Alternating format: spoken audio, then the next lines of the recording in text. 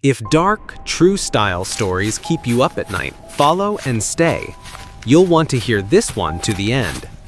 Leave a like and subscribe so you don't miss the next ones. I was 22 the summer I decided to sleep behind my parents' house, where the yard dissolves into a long seam of New England woods. It wasn't a plan so much as a pull. Throw a stove and a tent in a pack, leave before the heat drops, catch the last run of light through the branches. By late afternoon, the trees were stitched with gold, the air resinous and hush, the kind that makes you speak softer without knowing why. I walked until the lawn turned rumor. No trails out here, only deer corridors and old stone boundaries swallowed by moss. I found a pocket of level ground where the canopy broke into a thin window of sky. I cleared a ring, lit a careful fire, and let the smoke braid the evening into something I could trust. Flame, crackle, the small comfort of doing a simple thing correctly. Then a voice threaded through the trees. Male, low. Not calling, murmuring to someone who didn't answer. I froze with a marshmallow poised over the heat. The sound didn't sit in any one place. It slid, a throwaway sentence here, a half laugh there, as if the woods were repeating him out of order. I called hello, louder than I meant to, and the night snapped shut. No birds, no breeze, just me and a new emptiness where the voice had been. I told myself not to turn it into a thing. I packed fast, quiet as zippers allow, and moved deeper while there was still a smear of daylight left. The forest floor turned from loam to a scatter of pale shale and back to damp needles. Every step was a metronome for the sun's descent. By the time the tent went up again, the sky was a dim bruise, and the trees had rearranged into dark geometry. I built a smaller fire, tried to coax normal back with heat and sugar, and waited for my pulse to agree with my breathing. Hours folded into the fire's slow collapse. I convinced myself the voice belonged to a hiker who had already moved on. Then a single footstep folded the night behind me, leaves crushed, deliberate. I turned toward the left, where the sound had been, and saw only stacked darkness. The fire popped. In that same breath, a man stepped into the circle of light from my right, easy as if he'd been invited. He extended his hands to the flames like a commuter stealing warmth, then sat on a stump I didn't remember dragging. "You're at the wrong campsite," I said. My voice sounded steady. Inside, everything narrowed. He smiled as if at a private joke. "No," he said. "Nothing else." Up close, his features seemed unusually still, as if expressions were decisions made late. His jacket refused to catch the light. He watched the fire as though it were performing something sacred he wouldn't interrupt. The warmth touched my ankles and then felt like it didn't. "Were you talking out there earlier?" I asked. I heard my words land like coins in a dry well. His face emptied, the smile peeled away neatly, label clean. "Must have been someone else," he said in a drained monotone. Another step pressed itself into the dark to my left. Not an animal. The weight had intention, placed, paused, listening. A twig made the smallest confession, and the ground repeated it. I mentioned, almost casually, that my parents' place was back that way. He didn't look. He watched me watch him, the way people watch a flame to learn where it will leap next. I stood too quickly. He didn't move. Silence thickened until I could hear my body making choices. A dry swallow, a shallow stitch of breath, the pulse the fire painted in my wrists. Behind me, the second presence shifted again. The night had sides now. I ran. No warning, no exchange. One moment the scene was set, the next I had torn through it.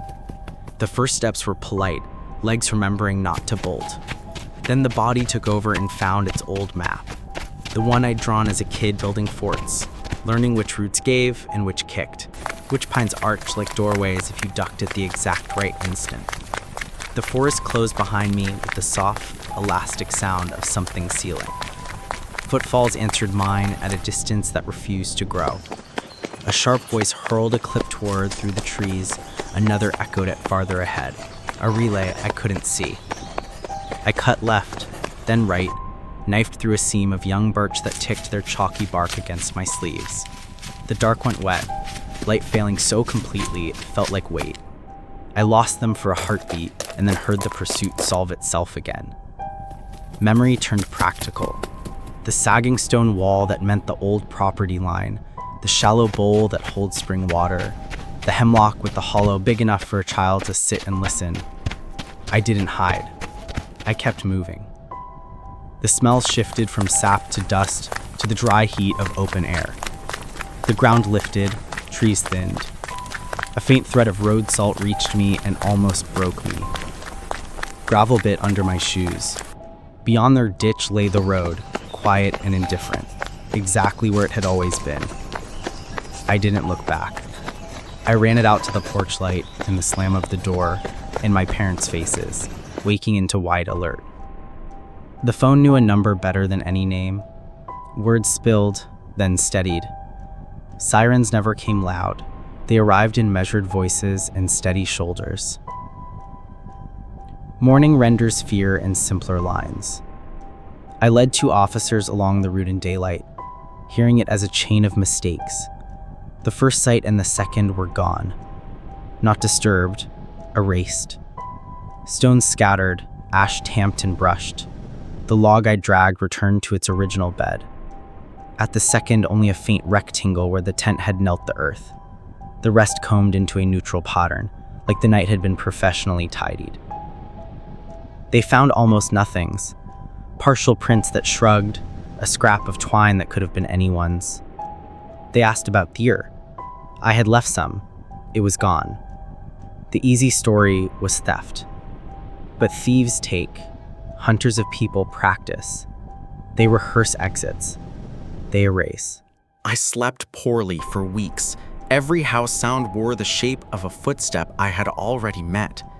I told myself kinder versions. A lost hiker, acoustics playing tricks, coincidences stacked. I told them so often the telling became its own noise. One afternoon, I stood at the lawn's edge and stared into the first rank of trees. Sun pooled in the grass like a dare. On the low stone wall in the shade sat a small stack of flax shale, 3 pieces balanced into a little tower. I hadn't made it. Maybe nothing. Maybe a child's play. But it was set exactly where a person would pause to decide whether to go in or go home. I tipped it with the toe of my shoe and let the rocks become just rocks again. That night, I dreamed the scene back. The man sat where he had, listening to a cue I couldn't hear. He opened his hand. In his palm lay a button from my coat, scorched at the holes. The thread melted into a hard, dark tear. "You forgot this," he said. And when I reached, the button was my eye, and the holes weren't holes at all, but the forest looking through. A neighbor up the road reported 2 men nosing around barns on separate nights. The description stretched to fit anyone and fit no one. Patrol cars made wider loops for a week. Nothing. Emptiness patrols too. I changed small things. The tent went to the back of a closet, the stove to a bin I don't open. I skipped the shortcut through the trees even in daylight. Still, certain nights collect themselves into the shape of that left-hand dark. Every so often, around 3, I wake because the world has tilted a millimeter and my body keeps that measurement like a secret. Once the doorbell rang, a single dry note. The house and I held our breath together. It didn't ring again. People ask if I think it was supernatural. I don't. Real people are stranger than ghosts. Real people will sit at your fire and say no like a key turning quietly in a door you didn't know was locked. There are evenings when the air is so still the past speaks across it. On those nights, if I open a window, I can hear the exact shape of a twig breaking in the left-hand dark, followed by the soft, deliberate exhale of someone who has already chosen what happens next. I close the window. I let the house hold that sound for me. If you ever camp alone, take this. Silence can be a strategy, and a tidy morning isn't always kindness. It's practice. If this kept your lights on, follow and share. The next nights only get darker. If you like this kind of story, like, comment, and ring the bell so you don't miss out on the new stories I post every day. Thank you for watching our channel.